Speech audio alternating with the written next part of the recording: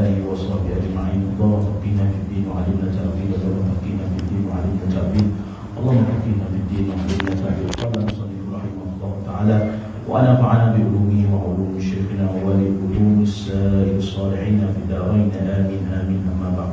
السلام عليكم ورحمة الله وبركاته. Alhamdulillah, sambung pengajian kita dalam kitab Fathul Ghaisiyah yang dikarang oleh Syekh Husain Nazir. Fathul Ghaisiyah fi ilmi Sufiyyah ala syariat Muhammadiyah sallallahu alaihi wa ala alihi wasallam.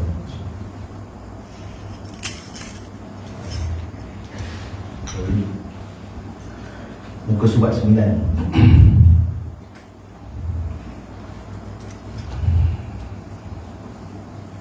Kita berada di tengah perbahasan bawah sekali dengan bawah sekali dalam bab muqaddimah. Masih lagi membahaskan tentang bab muqaddimah.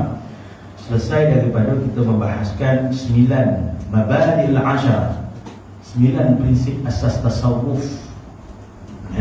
Tasawuf kita dah bahaskan makna dia, istilah dia, perbahasan dia, faedah dia, makna nama-nama yang lain selain daripada ilmu tasawuf yang hakikatnya membawa kita mengenal Allah Subhanahu wa taala. Kita menjadi orang al-mu'arrifin, al-arifin wal muhaqqiqin.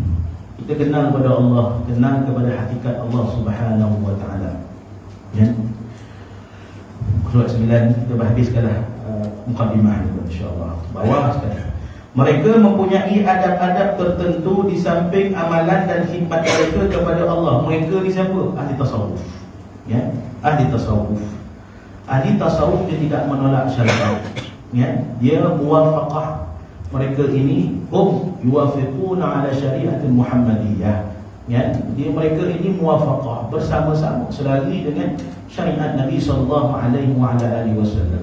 Selagi mana kita membarui, kita kenal kepada Allah, khusyuk kepada Allah Subhanahu wa taala, amalan-amalan kita membawa kita kepada khusyuk pada Allah Subhanahu wa taala, kenal pada baginda Nabi sallallahu alaihi wasallam, kita ada tasawuf dah. Selesai. Selagi mana tak menolak syariat, kita meyakini syariat Rasulullah, kita mengamalkan syariat Rasulullah. Maksud syariat Rasulullah tadi, fiqh tadi lah, fardu ain, fardu kifayah, tahu tentang bab muamalat, tahu tentang bab ibadat, sembahyang 5 waktu, puasa, zakat, haji dan sebagainya. Itu semua syariat Muhammad sallallahu alaihi wasallam. Kita buat, kita amal. Di samping kita beramal pula dengan wirid-wirid, beramal pula dengan ahzab, hizib-hizib, beramal pula dengan awrat-awrat, beramal pula dengan salawat-salawat, beramal pula dengan zikir-zikir. Ada tasawuf. Yang itu semua membawa kita mengenal kepada Allah Subhanahu wa taala. Meninggalkan perbuatan mazmumah. Pasal konsep tasawuf mudah saja. Ya, mahwul basyariyyati wat tajridul ilahiyyati. Awal itu muka surat 6 tu. Cuba tengok makna tasawuf tu. Mahwul basyariyyati, tak ada riak, tak ada sombong, tak ada takabur, tak ada ujub, tak ada hasad dalam beramal, tak ada. Ya, tiada. Jaga silaturahim, jaga sifat-sifat mahmudah, khalas. Nadamlah kita kepada Allah Subhanahu wa taala besok. Ya. Carilah kita amalan-amalan yang bersambung sandarannya dengan baginda Nabi sallallahu alaihi wasallam. Cari buku. Mesti ada buku. Ya. Innama yakhshallahu min ibadihi ulama. Allah sebut dalam Quran. Sungguh-sungguhnya yang takut dengan Allah ini adalah al-ulama. Allah sebut kalimah ulama. Ya, kalau Allah tak sebut, khalas, mungkin boleh ditafsirkan atau ditakwilkan, tapi Allah Taala sebut, yang membawa kita mengenal rahsia ketuhanan. Ya, kita nak tahu rahsia Tuhan. Ya, di alam, sebab kita ni alam kita alam mulk. Kita dah bahaskan alam mulk. Ya, alam yang nyata. Ya, sampai pada satu masa besok, sampai kita mengenali alam malakut. Kita mengenal alam malakut secara zahir ya. Alam malaikat, malaikat ada alam dia, roh ada alam dia. Tapi jangan lupa kita akan masuk pada alam malakut, roh kita. Kerana dalam tasawuf ada 2. Tasawuf kita dah bahaskan, ada 2 makna ataupun 2 pembahagian. Tasawuf umumi ataupun disebut sebagai tasawuf akhlaqi, tasawuf abdani, tasawuf ajzadi. Itu tasawuf yang pertama. Banyak istilahnya. Tasawuf umum. Macam kita belajar sebelum ni, amar ma'ruf nahi munkar, kita mengaji kitab Hidayatul Hidayah, kita mengaji kitab Penawar Bagi Hati. Tuan-tuan, macam mana cara bersifat meninggalkan mazmumah, meninggalkan sifat yang tercela, adanya sifat mahmudah, cara ambil wuduk macam mana, cara masuk bilik air macam mana, seperti mana dalam kitab Hidayatul Hidayah Imam Ghazali itu sebut. Kita asas, itu tasawuf umum ya. Yang jasad kita, nak menjaga jasad kita, makan kita macam mana, nak bergaul dengan orang macam mana, jangan putus silaturahim, jangan bergaduh ya, jaga silaturahim. Itu adsan jasad kita ya, di mana jasad ini perlu kepada makanan, mesti makan pagi, mesti makan tengah hari, mesti makan malam dan sebagainya. Dan tasawuf yang kedua disebut sebagai tasawuf isyraqi ataupun disebut tasawuf khusus ya, yang ia membawa kepada alam arwah ataupun disebut sebagai tasawuf isyraq. Isyraq maknanya kembali kepada cara membersihkan roh, kerana yang kekal hingga ke akhirat ataupun yang kekal hingga ke alam mahsyar besok dibangkitkan sebenarnya bukan jasad dah selesai, teman-teman. Roh yang disoal, roh dekat bawah tu besok, yang diseksa roh, na'udzubillah, dekat bawah tu besok. Jadi cari sesuatu yang menjadi makanan roh, cari sesuatu yang menjadi makanan roh, beramalnya, berzikirnya, berwiridnya, itu semua makanan roh kita. Salawatnya, kata baginda Nabi sallallahu alaihi wasallam ya, itu semua di alam yang disebut sebagai alam ghaib. Pasal dalam tauhid kita mengaji 3 kan, ilahiyat, nubuwat, sam'iyat. Ilahiyat ketuhanan, nubuwat kenabian, sam'iyat ni benda-benda alam-alam ghaib ya, syurga, neraka, pahala, dosa, mahsyar, barzakh ya, soal muka dan nakir. Itu sam'iyat, benda yang boleh didengar, tak boleh dilihat, tapi wajib yakin. Qada dan qadar, hari kiamat, itu semua sam'iyat. Allah Ta'ala menyatakan, wa innahu mafatul ghaibi la ya'lamuha illahu wa ya'lamu ma fil bahri wal bahr wa ma tasqutu min waraqatin illa ya'lamuha wa la habbatin fi dhulumatil ard wa la ratbin wa la yabisin illa fi kitabin mubin ya. Surah Al-An'am tak silap saya ya. Wa indahu mafatihul ghaibi la ya'lamuha illa hu, dan padanya Allah Subhanahu wa ta'ala itu mafatih, kunci perbendaharaan alam ghaib. Pada Allah ada. La ya'lamuha illa hu, malaikat tak ada seorang pun tahu, hatta Rasulullah, melainkan Allah saja yang tahu ya. Bila Allah dah buka alam roh kita, dah berpisah roh dengan jasad, masuklah kita ke alam malakut. Tapi kita kena mengaji dulu macam mana keadaan dia. Kita nak kena tahu dulu, siap dulu, prepare dulu sebelum masuk ke alam malakut besok. Apa bekalan roh kita dah ready? Roh kita kering ke, sehat ke, kita tak tahu sekarang. Maka kerana itu metod tasawuf ini pun terbagi pada 2 metod dia. Metod ni bahasa Melayu kita apa? Manhaj dalam bahasa Arab. Metod lah kan. Kalau saya buat tesis tu, metod lah kan? Dalam bahasa Arab sebut manhaj dia, terbagi kepada 2. Manhaj pengajian al-mutasawuf bagi pada 2. Yang pertama burhaniyah, majlis ataupun tasawuf burhaniyah. Qul hatu burhanakum in kuntum shadiqin. Allah Ta'ala sebut, katakanlah wahai Muhammad, bawa datangkan burhan. Burhan apa? Dalil, nas, ilmu. Kena mengaji, buka kitab. Majlis tasawuf mesti dibagi pada 2. Metod dia 2. Yang pertama burhan, kena mengaji, buka kitab macam kita ni, majlis kita ni. Ini salah satu daripada metod pengajian yang dibawa oleh baginda Rasulullah sallallahu alaihi wasallam. Rasulullah ya tak ada kitab zaman Nabi, tapi Rasulullah menyampaikan ilmu. Sekarang ni ilmu dekat kitab, bukan kat dado. Kalau kat dado senang. Kan? Oh, baca Sahih Bukhari, tak payah baca kitab. Tuan-tuan semua dah hafal Sahih Bukhari 7,275 buah hadis. Selesai saja. Tuan-tuan, Sahih Muslim 9,200 buah hadis. Selesai. Tak payah baca kitab kalau dah hafal. Tapi kita kena berkitab sekarang sebab ilmu kat situ dia ambil. Ya. Maka disebut sebagai majlis burhan. In kuntum shadiqin. Kalau benar kamu ni, kalau betul kalian ni semua orang yang benar. Takkan kita nak jadi orang yang tak benar. Jadi kena belajar. Satu, kena belajar. Lepas belajar, yang kedua disebut sebagai al-isyraqi. Kena praktikal, kena beramal. Kena cari satu majlis zikir, kena cari satu majlis salawat, kena cari satu majlis baca aurat, kena cari. Selain daripada kita teori, praktikal, isyraq, teori burhan, kita membahaskan nas, kita membahaskan dalil, kita membahaskan hujah-hujah berdasarkan kepada Al-Quran dan juga sunnah Nabi SAW yang menjadi pegangan utama dalam ilmu tasawuf. Ingat, kalau ilmu tasawuf, ilmu tauhid, sumber utama dari Quran dan sunnah. Tak ada lagi dah perbahas. Macam fiqh, dia ada ijma' dan juga qiyas. Empat sumber fiqh itu. Ingat, jangan membawa sumber fiqh masuk dalam ilmu tasawuf dan ilmu tauhid. Tak betul. Kita ilmu tauhid, kita bersebut Allah Esa, wahdaniyah, sifat Allah Subhanahu wa taala, tak ada pembahasan lagi dah, tak ada ijma' lagi dah. Oh, persepakatan para ulama bahawa Allah itu Esa. Tak payah sepakat. Memang dah tahu Allah itu Esa. Tak payah sepakat. Memang wajib kita kenal Tuhan.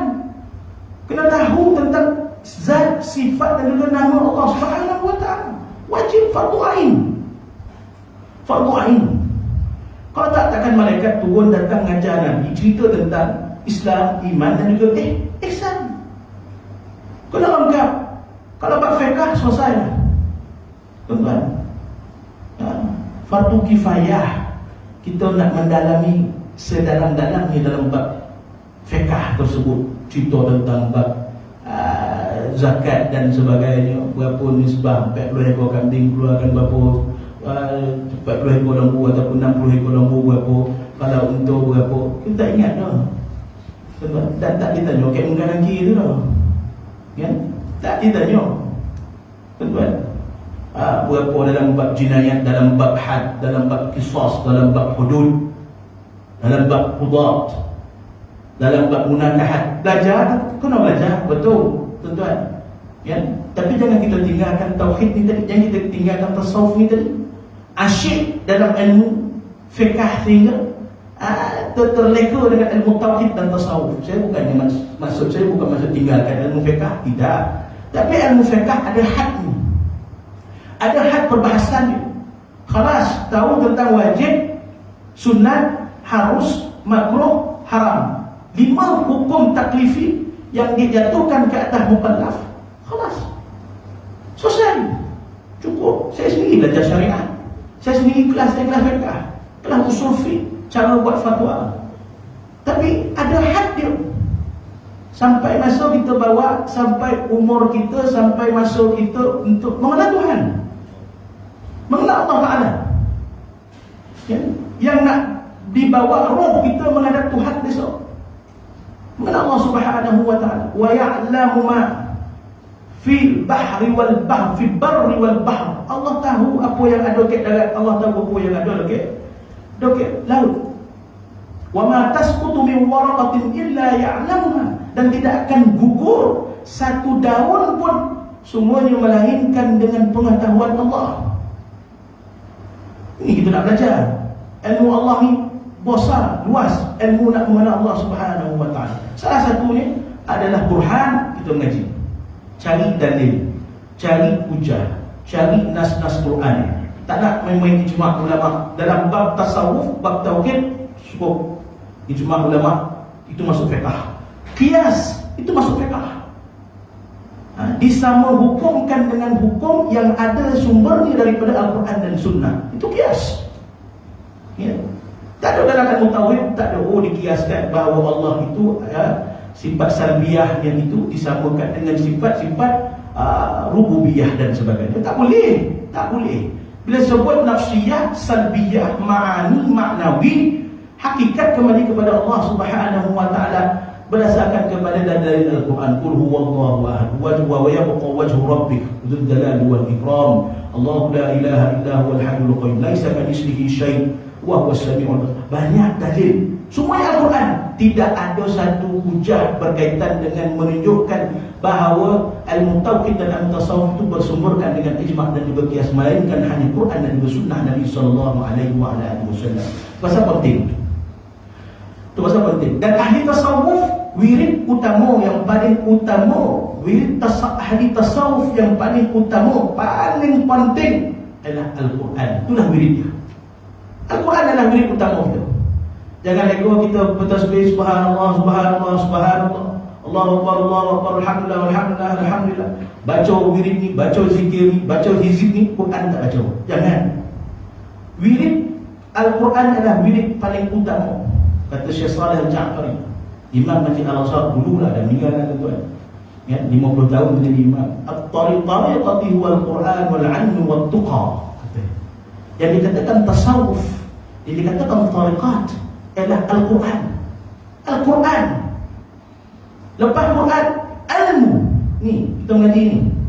Wat-tuqa, baru bertakwa kepada Allah Subhanahu wa ta'ala. Kalau bukan tasawuf, tak ada ilmu, dia jadi ahli abid, ahli ibadah semata-mata. Dia tak alim, dia bukan jadi ahli ulama. Kita nak alim dan juga abid.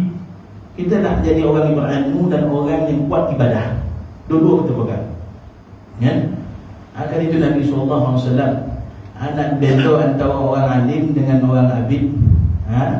Seperti mana? Beza antara qalqamar minan nujum, qalqamar minan nujum, qalqamar minan nujum. Alim ni bulan, abid ni orang buat ibadat ni bintang-bintang. Mana besar kata Nabi. Ya? Mana? Bezakanlah kata dia. Tengoklah. Nak tahu orang ulama, bulan. Nak tahu orang buat ibadat tapi tak ada ilmu, seperti bintang. Ya? Seperti bintang. Mana besar? Mana cahaya paling banyak? Adalah bulan. Kan? Kita nak buat ilmu.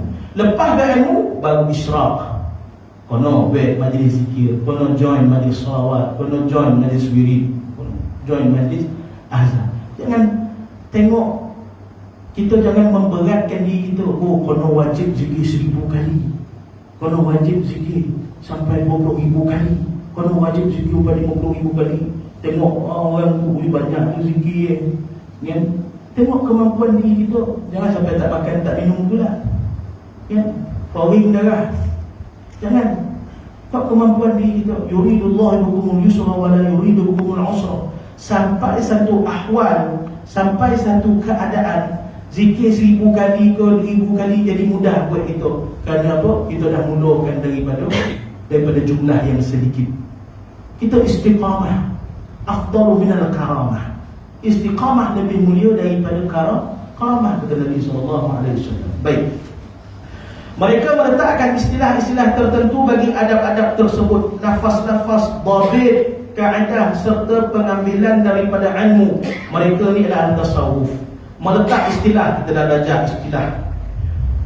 Dalam adab-adab tertentu, nanti kita akan bahaskan tentang adab. Ya? Lafaz-lafaz, kita dah belajar. Apa dia makna lafaz-lafaz dalam perbahasan tasawuf? Dhabit, contoh-contoh. Ya? Kaedah serta pengambilan daripada ilmu. Dhabit ni boleh kata contoh, dhabit ni boleh kata prinsip. Ya? Dhabit ni juga boleh kata disiplin. Ya? Kaedah serta pengambilan daripada ilmu, amal dan bermacam-macam kebajikan yang membawa kepada mendampingkan diri mereka kepada Allah Ta'ala. Mereka begitu menghayati, menjaga, mengingati dan memelihara waktu ibadah serta khidmat mereka kepada Allah. Mereka tidak sekali mensia-siakan walau satu waktu, melainkan kesemuanya diisi dengan ibadah dan kebajikan kepada Allah Subhanahu wa taala. Terus lagi. Kemudian apabila berlaku proses penyusunan ilmu Islam, para fuqaha mengambil inisiatif menyusun ilmu fiqh, usuliyun, ilmu usul, ilmu tauhid. Ya? Ilmu usul disebut sebagai ilmu tauhid, ilmu tasawuf pun disebut juga dengan ilmu usul, kan? Pula usuliyun maknanya orang ahli tauhid, ulama tauhid. Usuliyun maknanya ulama tauhid. Pula manusia ilmu usul, mufassirun makna ulama tafsir, disebut sebagai mufassirun, ulama tafsir. Usuliyun ulama tauhid, mufassirun ulama tafsir, manusia ilmu tafsir, dan muhaddisun ulama hadis. Muhaddisun ulama hadis, menyusun ilmu hadis. Manakala ulama tasawuf menyusun dan mendhabitkan ilmu tasawuf. Adanya cabang-cabang ilmu Islam, kan? Pengkhususan ilmu Islam pada tahun pengembangan Islam, pada zaman Nahdah dan juga Yaqadhah, zaman kebangkitan Islam, kan? Antara ulama tersebut ialah Al-Imam Al-Ghazali radhiyallahu taala anhu. Imam Al-Ghazali radhiyallahu taala anhu, Muhammad ibni Ahmad At-Tusi Al-Ghazali radhiyallahu taala anhu, seorang ulama besar di kota Baghdad, seorang profesor, presiden universiti lah kita katakan. Dia diangkat menjadi Syekhul Masyayikh. Syekhul Masyayikh ni paling top, nombor 1. Kalau di Azhar, Syekhul Akbar Al-Imam Al-Azhar, Syekhul Akbar Al-Imam Al-Azhar, seorang daripada syekh-syekh ribu tu, ratus tu, tuan-tuan, diangkat seorang menjadi syekh, mewakili semua. Di Azhar seorang syekh, Profesor Dr. Ahmad Tayyib namanya, ya. Kalau zaman Al-Imam Al-Ghazali dalam keadaan Jamiah Nizamiyah ni dibuat oleh Sultan Muluk, tak silap, Nizamul Muluk, tak silap saya, kan? Sultan Nizamul Muluk, kan? Dibuat, lalu dipanggil Al-Imam Al-Ghazali radhiyallahu taala anhu yang menjadi ulama besar pada ketika itu, menjadi Syekhul Masyayikh di Jamiah Nizamiyah. Besar Jamiah Nizamiyah, tuan-tuan. Besar satu ketika dahulu, tapi bila dah berperang, habis dah. Hanya dijadikan sebagai bukan artifak, sebagai mercu tanda sahaja sekarang ni. Kalau pergi ke mana-mana tempat, contoh di Afrika Selatan ke, di Johannesburg ke, adanya dia buat Jamiah Nizamiyah, Masjid Nizamiyah, sebagai mercu tanda sahaja. Ada keterangan pada zaman Imam Ghazali, Jamiah Nizamiyah itu merupakan satu pusat pendidikan tinggi. Universiti Jamiah itu maksudnya universiti, kan? Himpunan semua ulama-ulama dunia berhimpun dekat situ. Kepala dia siapa? Al-Imam Al-Ghazali radhiyallahu taala anhu. Ghazal, Tusi, bukan Arab, ya, At-Tusi Al-Ghazali, ya. Tapi apabila diangkat mahir dalam ilmu Arab, mahir dalam ilmu kalam, dia bukan ulama tasawuf semata. Imam Ghazali semua kitab ditulis. Kitab hadis, ada hadis kitab Imam Ghazali yang diriwayatkan oleh Imam Ghazali. Tengok dalam Ihya Ulumuddin, banyak hadis-hadis yang diriwayatkan. Cerita sikit, cerita tentang hadis. Cerita tentang satu kenyataan, maka dibawa hadis dan juga dalil. Kan? Digelar yang Al-Imam. Al-Imam ni bukan macam imam saya sebelum subuh tadi. Kan? Al-Imam ni gelaran kepada orang yang telah menghafaz hadis lebih daripada ribuan hadis. Hafal bukan baca, hafal. Tuan-tuan, hafal hadis satu, matan hadis tu. Satu lagi dia menghafal perawi yang meriwayatkan hadis. Maknanya pada zaman Nabi SAW sampailah kepada dia berapa ramai perawi itu. Ambillah 20 orang misalnya, ya, 20 orang. Maka 20 orang tu lah dia hafal siapa namanya, wafatnya bila, hidupnya bila, wafatnya bila, tinggal di mana. Ini dia, ya, bukan soalan, tuan-tuan. Berkau kita nak mengingat kan. Itu dia Al-Imam Al-Ghazali radhiyallahu taala anhu. Kitab fiqh Al-Wasit, Al-Basit, ada kitab fiqh Imam Ghazali ada. Tulis. Kita tahu Ihya Ulumuddin, Bidayatul Hidayah, Minhajul Abidin, itu tasawuf. Memang banyak ada tasawuf dia, tapi kitab fiqh dia ada. Tauhid dia ada. Al-Iqtisad fil I'tiqad, kitab yang nipis tuan. Saya ingat di tahun 2 saya belajar dekat universiti, dekat Azhar kitab nipis, tapi itulah subjek paling ramai gagal. Kan? Punya payah macam kan. Cerita tentang sifat 20, tapi kalam Imam Ghazali ini tinggi, sangat tinggi dalam bahasa Arab. Susah untuk diterjemahkan, susah untuk difahamkan. Kerana kalam itu kitab Al-Iqtisad fil I'tiqad itu dalam tauhid merujuk kepada orang yang benar-benar memahami hakikat ketuhanan sebenarnya. Orang berwasih jiwa baca kitab Imam Ghazali ini. Itulah kesimpulan yang saya cakap. Saya baca Al-Iqtisad fil I'tiqad, saya tengok pada Minhajul Abidin, saya tengok Ihya Ulumuddin, saya tengok Bidayatul Hidayah, saya tengok Al-Basit, saya tengok Al-Wasit. Ujungnya kena berwasih lah. Tak bolehlah ada ujub, tak boleh ada takabur, tak boleh ada riya, tak boleh ada sifat-sifat mazmumah dalam diri. Kerana Imam Ghazali ini ikhlas dalam menulis kitab. Ya, ini kita punya rujukan utama kita dalam ilmu tasawuf. Al-Imam Al-Ghazali radhiyallahu ta'ala anhu. Allah Subhanahu wa ta'ala telah bermurah dan memurniakan taufiknya menggerakkan hati Imam Al-Ghazali radhiyallahu ta'ala anhu dan anggotanya untuk menghimpunkan 3 ilmu: ilmu fiqh, ilmu usul dan ilmu tasawuf di dalam kitab Ihya Ulumuddin. Ihya Ulumuddin kalau baca dalam tu ada bab fiqh. Ihya Ulumuddin kalau baca dalam tu ada bab tauhid. Ihya Ulumuddin kalau baca dalam tu ada bab tasawuf. Jangan ingat kitab Ihya Ulumuddin tu ada 4 jilid tu kitab tasawuf semata. Tidak. Tidak. Dia ada dalam tu fiqh, ada dalam tu tauhid, ada dalam tu tasawuf. Ambil contohlah kitab nipis tu. Pasal kalau ngaji Bidayatul Hidayah tu tuan, nipis ni ya Bidayatul Hidayah lebih kurang. Ya. Bidayatul Hidayah ni kitab ringkasan daripada Ihya Ulumuddin 4 jilid tebal. Tebal Al-Quran. Ya, 6 tahun dah habisan baca kan. Ya, 5 ke 6 tahun. Kalau betul-betul mengaji 5 ke 6 tahun lebih kurang tak tuan. Ya, kalau nak memahami Ihya Ulumuddin. Ataupun Syarah Salikin syarah syarah Syekh Abdul Samad Al-Falabani. Syarah Salikin dalam bahasa tulisan Jawi lama, Syekh Abdul Samad Al-Falabani, Syarah Salikin. Dulu Tok Guru dulu mengajar kita kat sini. Ya, Tuan Wan Ibrahim dulu tak silap saya mengajar kita semua Minhajul Abidin, Syarah Salikin. Ya, cari. Dulu Bidayatul Hidayah nipis. Afdal baca kitab tu dulu. Ya.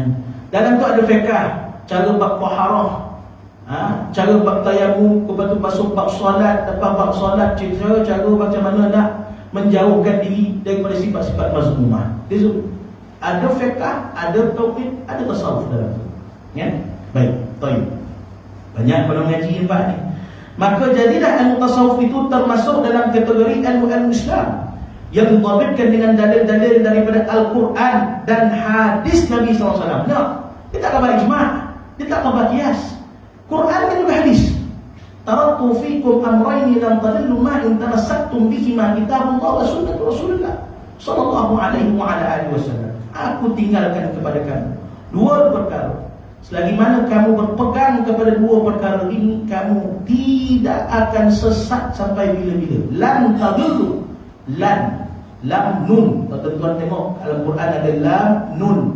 Bagi hati sukun tanda mati. Masuk dengan fi'lul mudhari' present tense. Apa makna dia? Bukan maksudnya tidak sesat, tidak akan selama-lamanya sesat. Itu maksudnya. Tidak akan selama-lamanya sesat. Itu pasal bahasa Arab, uslub gaya bahasanya sangat menarik.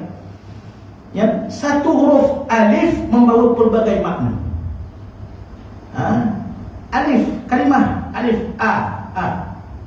Afala ta'qilun, afala tasma'un. Alif ya dah mendatangkan makna. Adakah kamu tak mengerti?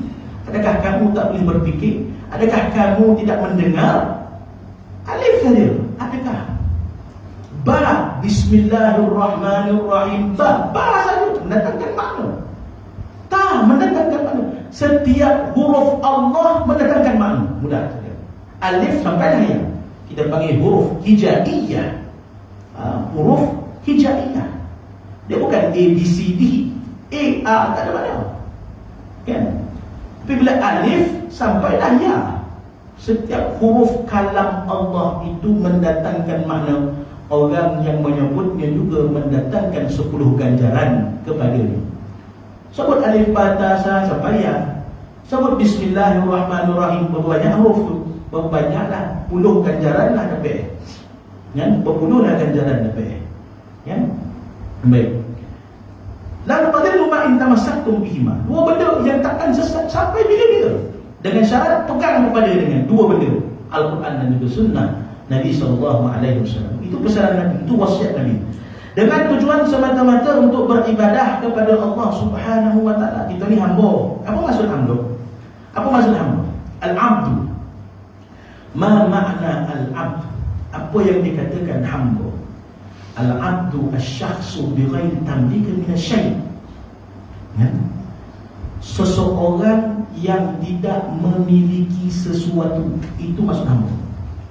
Hamba maknanya tak memiliki apa-apa. Ya? Macam mana hamba yang kita ingat sebelum Khalifah Utsmaniyah jatuh 1924-1926, habis sistem hamba. Oh, hamba maksudnya bergantung pada tuannya semata-mata. Ialah tak memiliki apa-apa.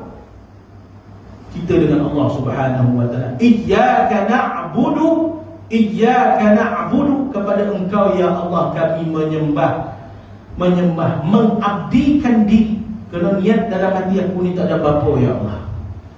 Aku ni tak ada apa-apa. Kereta, rumah, isteri, anak-anak, itu zahir, memang tak ada, itu bukan kita punya. Niat diri kita ni pun, mata melihat, telinga mendengar, lidah bercakap, tangan menyentuh, kaki berjalan, pun bukan kita punya. Tapi kan semua macam tu. Ya? Berapa ramai hari ni bangun tidur tak boleh tengok, mata dah tak nampak apa-apa dah.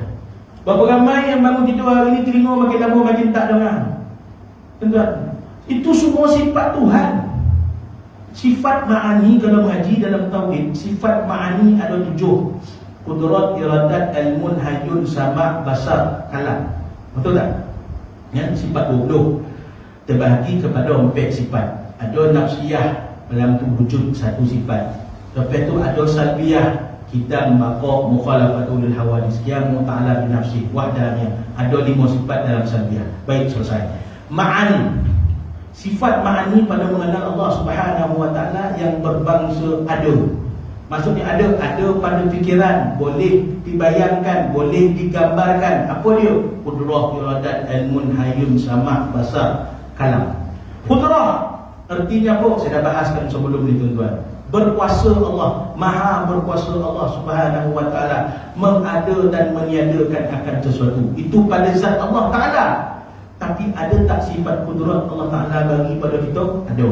Hari ini ada kuasa kita, ada kemampuan kita, start bikin motor, jalan kaki, start bikin kereta, datang sini. Itu sifat Tuhan tak? Sifat Tuhan, kudrat.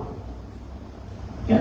Iradat, kehendak. Allah Ta'ala berkehendak mengada atau meniadakan akan sesuatu.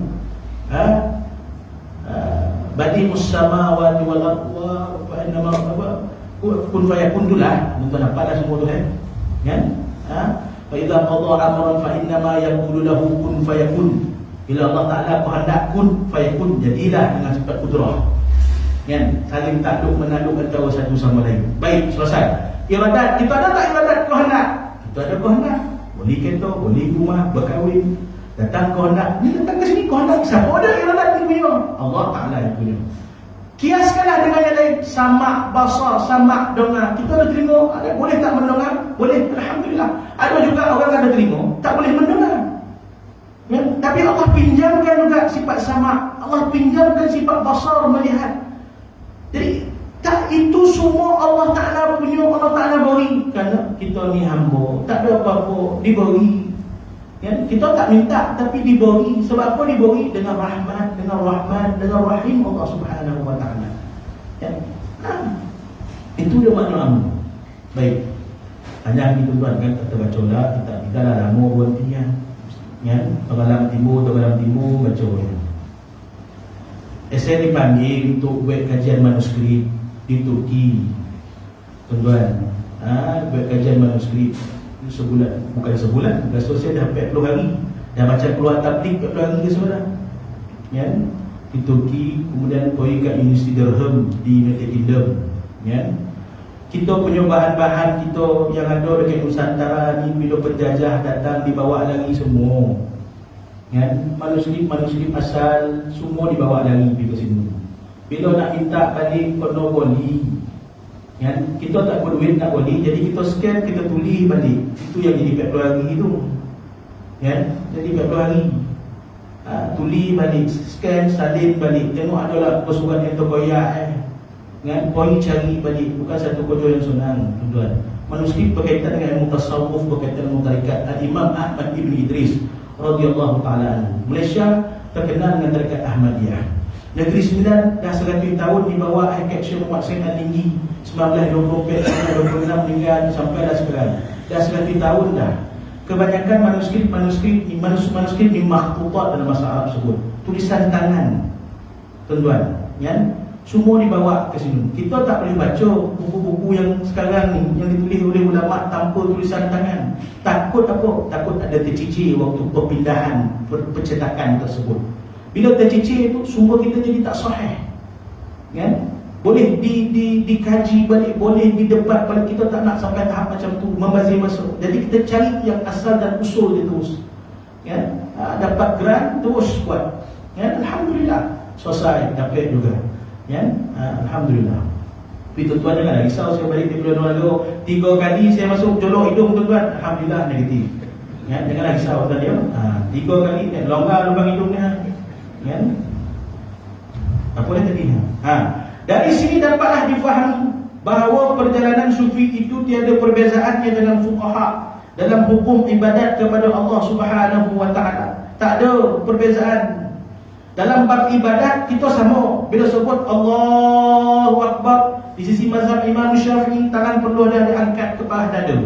Kan? Terus Allahu Akbar diletaknya di antara bahagian dada dan juga perut, di sisi mazhab Imam Syafi'i. Kita ahli tasawuf tak ada berdebat kat situ dah. Letak kat atas ni kau, siapa yang ambil tasawuf kalau kat atas ni diam. Atau siapa yang ambil tasawuf dekat bawah pusat diam. Tak ada. Kita sama. Tuan-tuan, bahkan meyakini lagi, bahkan menyokong lagi, mendokong lagi, kerana padanya terdapat hadis-hadis, padanya terdapat hujah-hujah. Dalam bab berwudu macam tu juga, faltasilu wujuhakum wa aydiyakum ila al-marafiq wamsahu bi ru'usikum wa arjulakum ila al-ka'bain. Dalam ayat Allah Taala sebut sama, basuh muka, had muka sekian. Daripada anak telinga kanan membawa anak telinga kiri, daripada kita punya umur membawa kepada bawah dagu, itulah had muka ni. Itu kita ikut. Itu ibadat, itu fit, kita boleh ikut. Tak boleh kita tinggalkan. Orang tasawuf, dah tasawuf sikit dah banyak, ambil air tepuk dia. Tak boleh. Tak boleh. Tuan-tuan, ambil air usik macam ni. Sebab saya ahli tasawuf. Bukan. Allah Ta'ala sebut falsilu wujuhakum, basuh muka, bukan sapu air muka dengan air kat muka tu, bukan. Falsilu irtasala, falsilu ghasala, basuh. Tuan-tuan, basuh. Wa aydiyakum ilal marafiq, sampai siku, bukan setengah, sampai siku. Allah Ta'ala sebut. Itu pasal bab wudu ni jangan main-main, sebab itu perintah Tuhan. Allah Ta'ala sebut Quran. Tak banyak empek yang kata Allah Ta'ala sebut. Yang telinga ke, tongkuk ke, apa ke, itu sunat. Tuan-tuan, itu sunat. Wa aydiyakum bilal marafiq wamsahu bi ru'usikum.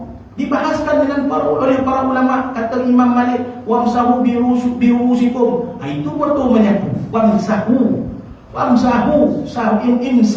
imsah. Maksud menyapu, bukan basuh rambut.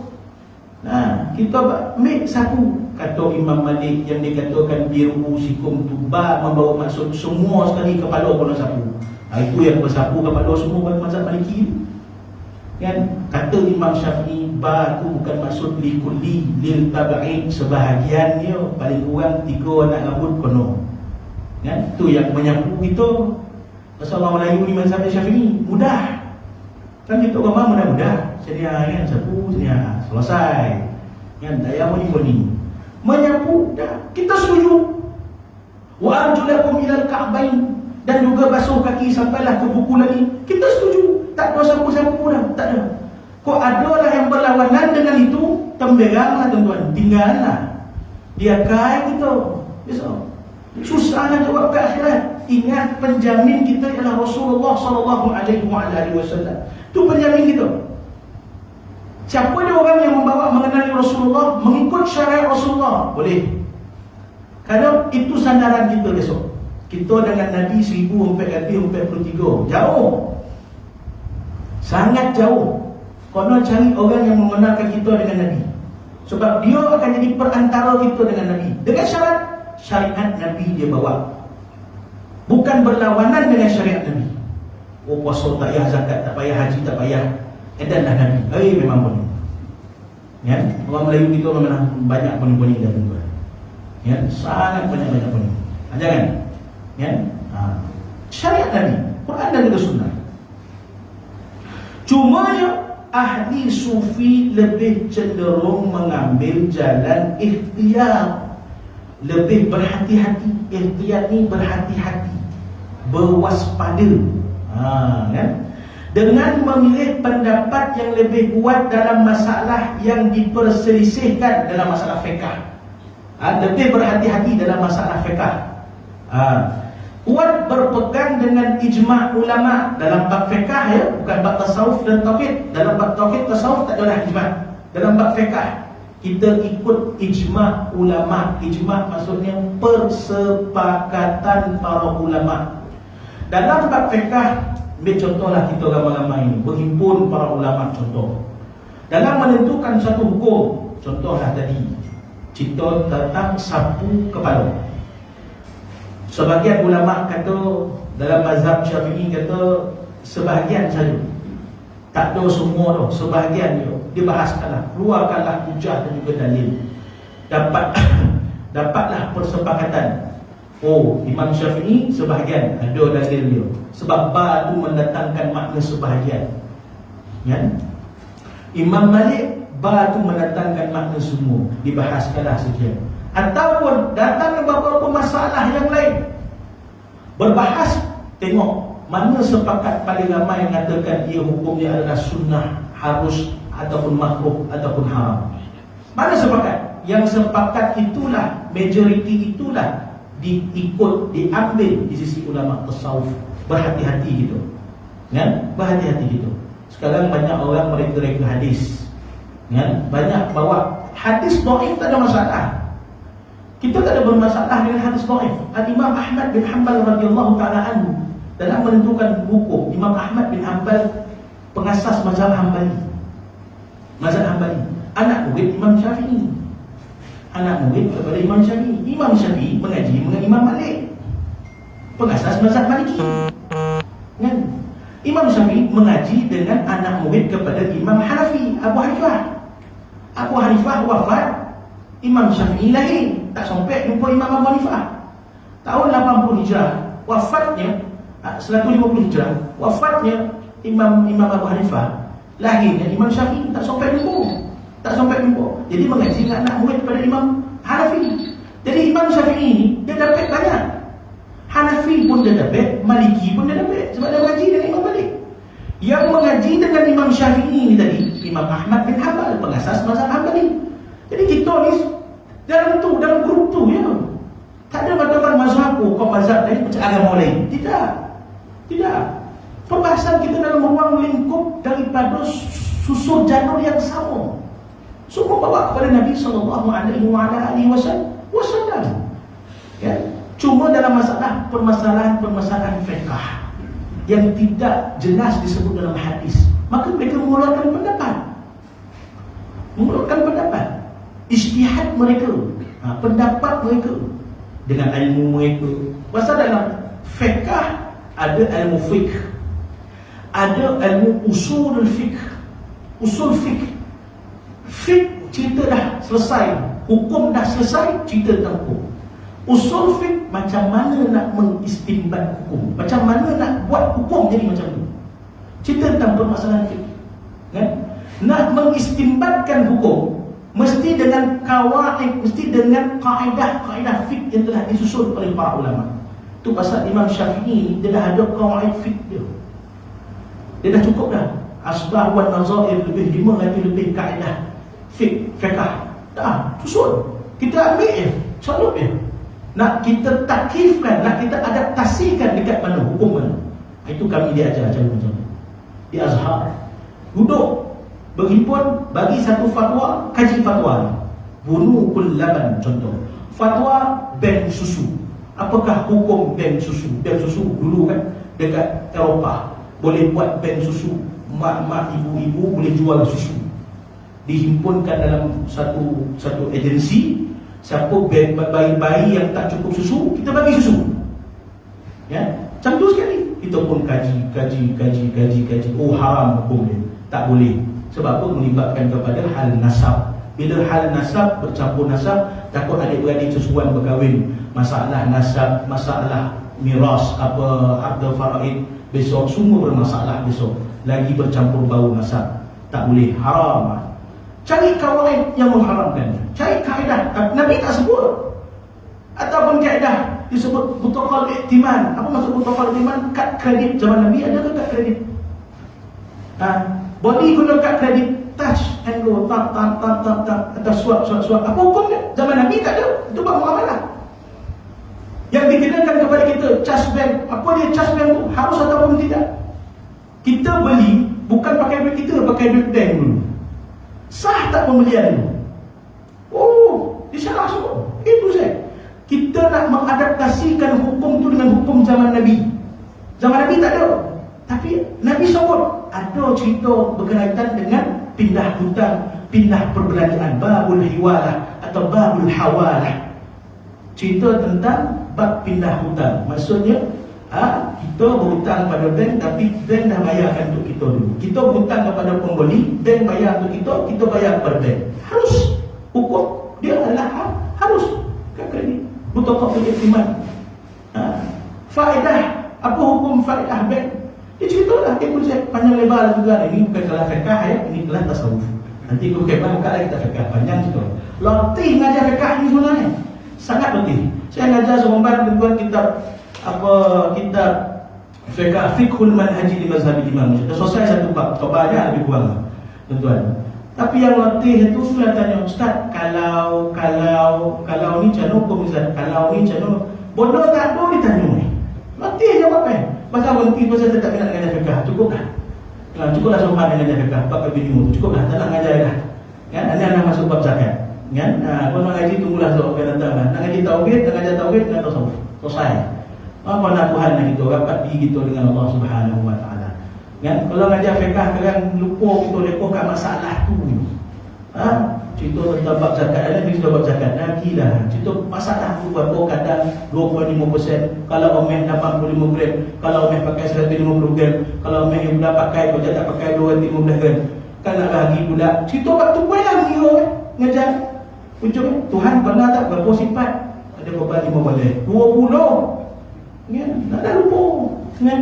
Jadi kita mengajar tauhid dengan tasawuf. Selesai masalah itu. Tapi kita kena Allah Subhanahu Wa Taala. Mungkin nanti tak tanya doh berapa persen zakat kau, tak ada. Mungkin nanti tak tanya doh, tuan-tuan. Kan? Yang ditanya mau buka siapa Tuhan engkau, siapa Nabi engkau, itu ditanya. Cukuplah sekadar itu tuan-tuan. Insya-Allah. Kan? Nanti kita sambunglah pada pasal 1 nas-nas sumber dan pengambilan al-mutasawwif. Wallahu subhanahu wa ta'ala a'lam. Bismillahirrahmanirrahim. Alhamdulillahirabbil alamin. Wassalatu wassalamu ala asyrafil mursalin wa ala alihi washabbihi ajma'in.